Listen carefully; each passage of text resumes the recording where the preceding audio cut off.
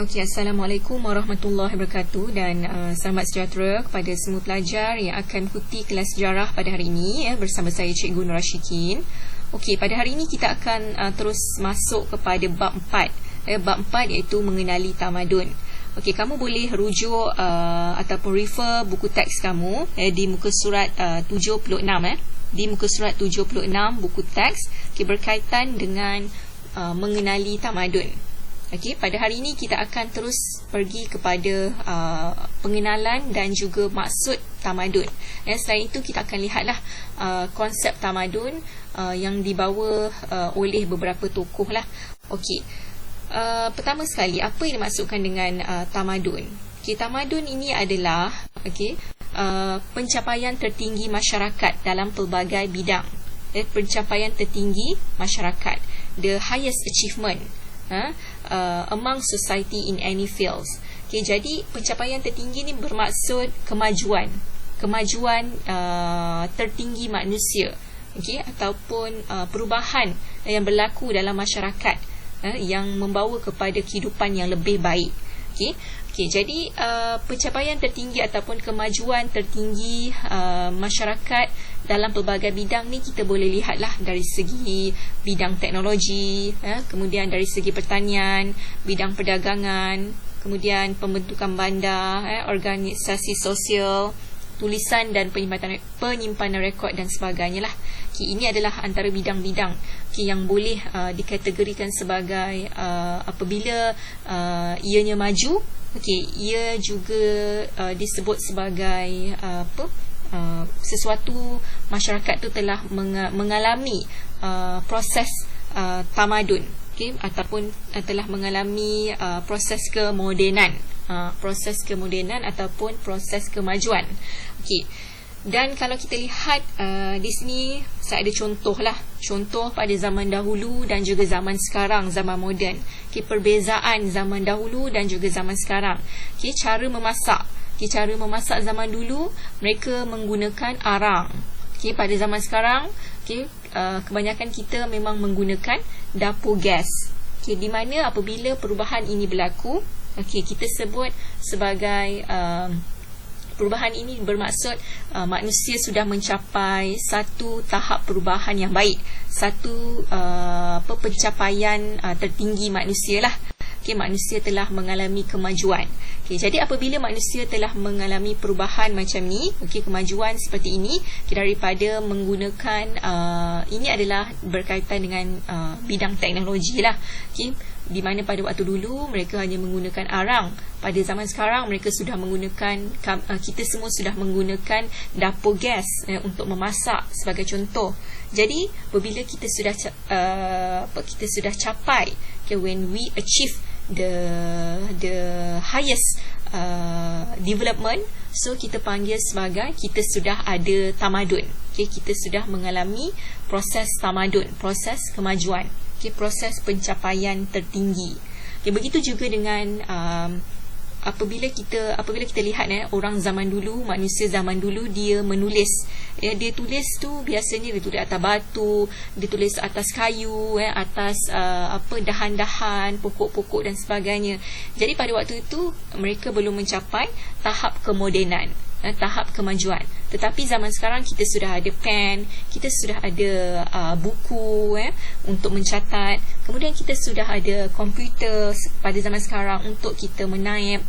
Jadi perkara-perkara itu membawa maksud kita sudah mencapai sebuah pencapaian tertinggi, ataupun kita sudah capai kemajuan dalam masyarakat kita.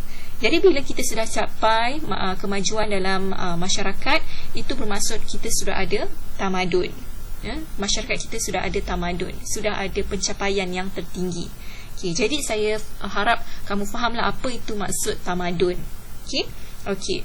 Kemudian kita lihat maksud tamadun daripada beberapa bahasa.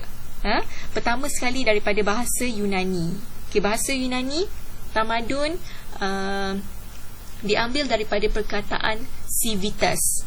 Civitas ini adalah daripada perkataan Yunani, bermaksud bandar ataupun kota. Okey, jadi apa kaitannya? Jadi orang Yunani, masyarakat Yunani, dia mengaitkan kemajuan itu dari sudut perbandaran, dari sudut kota. Dan bila sesuatu tempat itu dia sudah maju, sudah jadi bandar, sudah jadi kota, sebuah kota, jadi kawasan itu kita panggil sebagai kawasan yang bertamadun. Jadi dalam bahasa Yunani disebut sebagai civitas. Civitas. Kemudian dalam bahasa Inggeris, tamadun dikenali sebagai, dipanggil sebagai civilizations. Civilization. Bermaksud pembangunan manusia dan organisasi.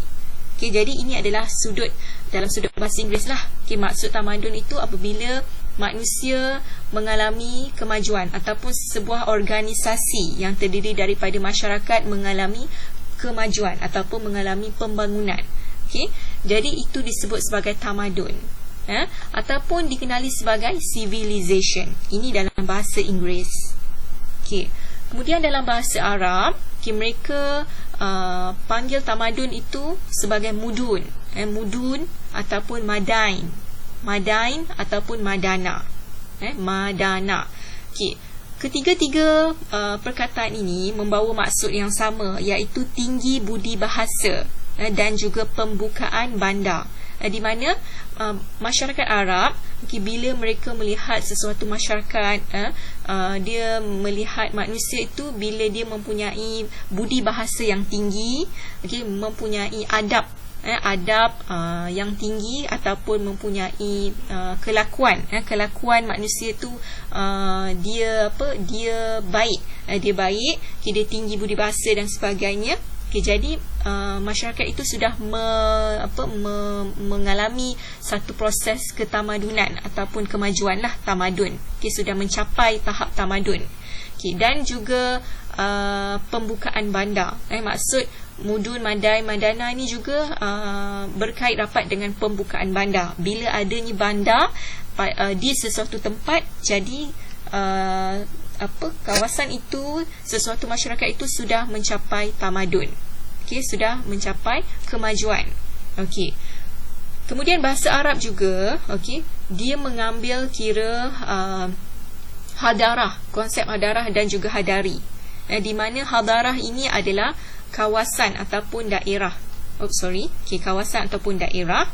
Manakala hadari adalah tanah ataupun rumah. Kita sambung semula.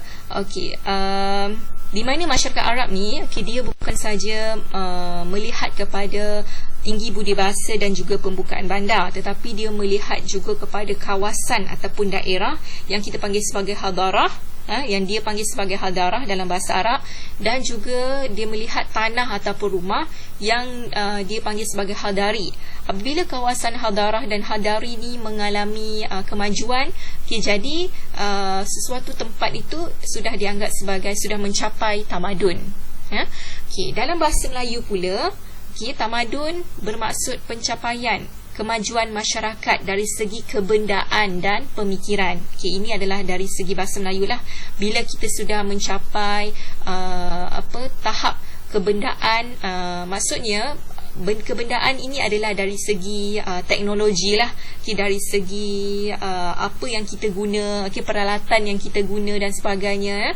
Bila perkara-perkara itu sudah mencapai tahap kemajuan, tahap moden, jadi sesuatu tempat itu dikira bertamadun lah. Bukan itu saja, dari segi pemikiran juga mestilah tinggi. Cara berfikir mesti tinggi. High thinking. Jadi bila sesuatu masyarakat itu sudah ada high thinking level, level of high thinking, jadi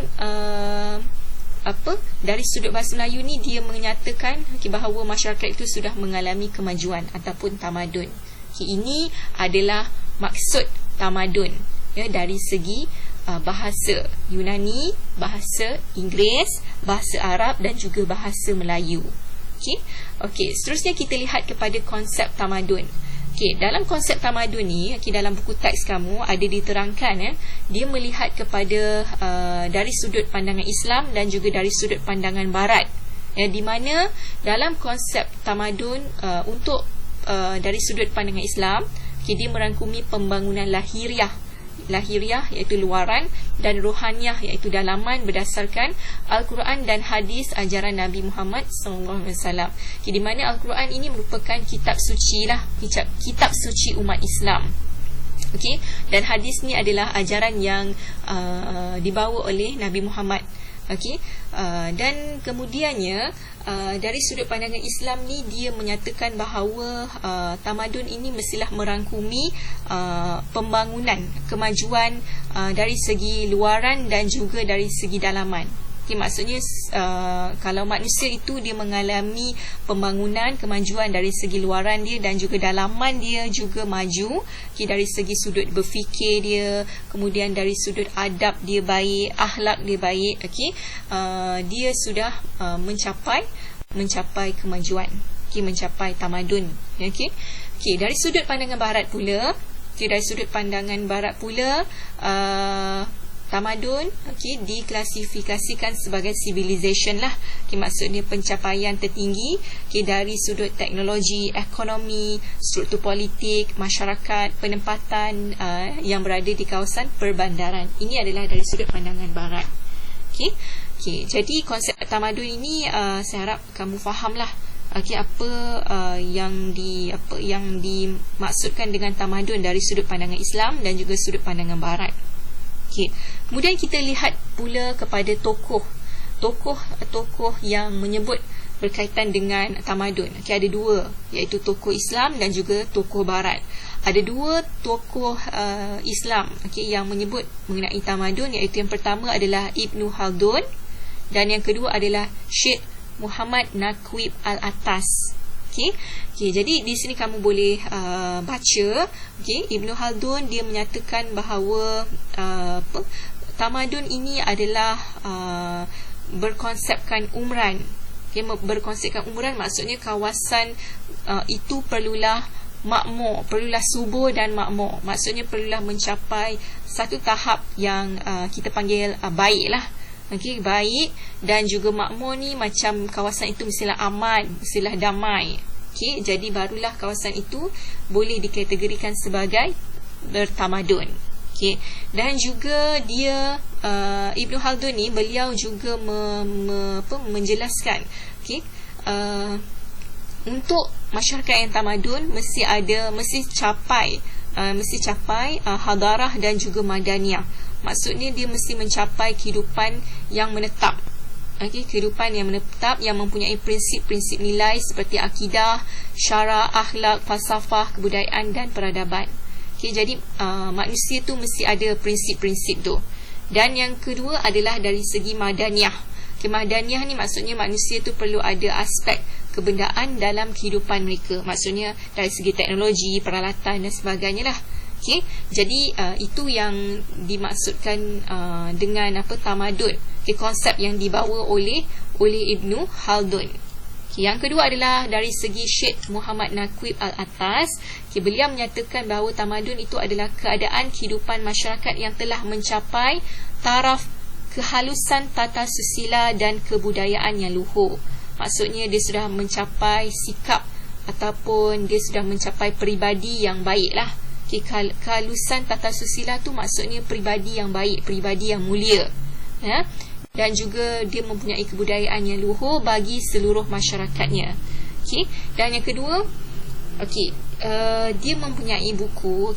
Syekh Muhammad Naqib Al-Attas ni dia mempunyai buku, iaitu yang bertajuk Islam dalam Sejarah dan Kebudayaan Melayu dan juga Historical Fact and Fiction. Jadi dalam ini banyaklah diterangkan mengenai maksud tamadun, konsep tamadun dan sebagainya. Jadi untuk tokoh Islam ni kamu perlu hafal nama tokoh ni lah. Pertama Ibnu Khaldun dan yang kedua adalah Syekh Muhammad Naqib Al-Attas. Ini adalah dari segi dari segi pandangan Islam. Dari segi tokoh Islam. Kemudian tokoh barat kita lihat pula. Nama tokoh barat ini adalah Arnold J. Toynbee. Arnold J. Toynbee. Di mana dia menyatakan bahawa tamadun itu sebagai satu sistem masyarakat yang memperkasakan sistem politik, ekonomi, sosial serta kesenian dan kebudayaan. Maksudnya sistem masyarakat tu perlu membangunkan, perlu maju dari segi politik, dari segi ekonomi, dari segi sosial, dari segi kesenian dan kebudayaan. Barulah masyarakat itu mencapai tahap tamadun, tahap ketamadunan ataupun kemajuan. Ya. Jadi buku yang telah ditulis oleh Arnold adalah A Study of History. Jadi A Study of History ni adalah buku yang telah ditulis oleh Arnold J. Toynbee yang menyatakan tentang apa itu tamadun, konsep tamadun dan sebagainya. Ini adalah tokoh barat, ya, tokoh barat. Okey, jadi nama tokoh barat ni pun kamu perlu tahu siapa, nama beliau, siapa yang menyatakan tentang konsep tamadun, iaitu Arnold J. Toynbee. Okey, jadi untuk hari ini itu sajalah berkaitan dengan maksud tamadun, berkaitan dengan konsep tamadun dan juga tokoh-tokoh yang menyebut tentang tamadun, yang terdiri daripada tokoh Islam dan juga tokoh barat. Jadi saya harap kamu faham, tak banyak sedikit pun tak apa, dan kamu dapatlah buat latihan yang saya sediakan untuk hari ini. Sekian itu saja untuk pembelajaran hari ini. Assalamualaikum warahmatullahi wabarakatuh dan selamat sejahtera.